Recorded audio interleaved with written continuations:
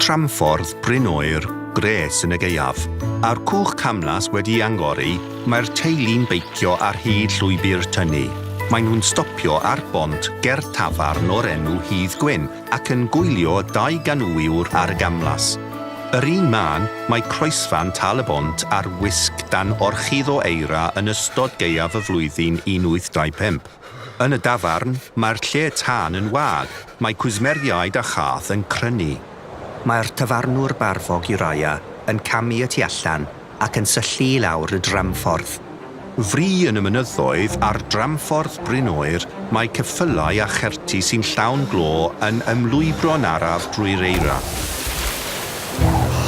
Mae lliwch eira'n rhwystro'r ffordd ac mae gyrrwr y cert Jenkins yn edrych yn bryderus ac yn paratoi i droi'n ôl.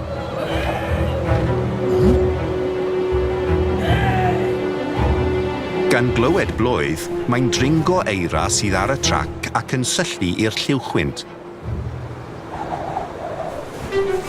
Daw Uriah a 3 dyn arall i'r golwg o'r lliwchwynt ac mae Jenkins yn gwenu.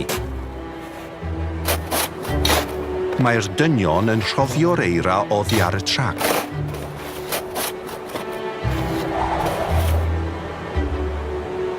Yn ôl yn y dafarn, mae'r cwsmeriaid yn rhewi.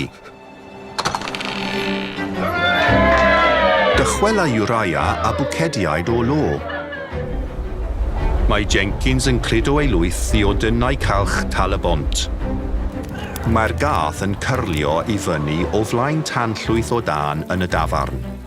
Yn y presennol, mae Sammy yn aros ar y bont wrth i weddill y teulu fynd yn ei blaenau. Mae Sarah yn arwain y ffordd i fyny llwybr Cul, heibio i gerddwr ac arwydd sy'n dangos y ffordd i Tramffordd Bryn Oer. I lawr i'r môr.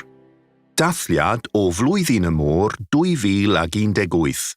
Croeso Cymru. Ariannwyd gan Croeso Cymru, Awdurdod Parc Cenedlaethol Bannau Brycheiniog a Glandwr Cymru. Cynhyrchiwyd gan Brick Wall.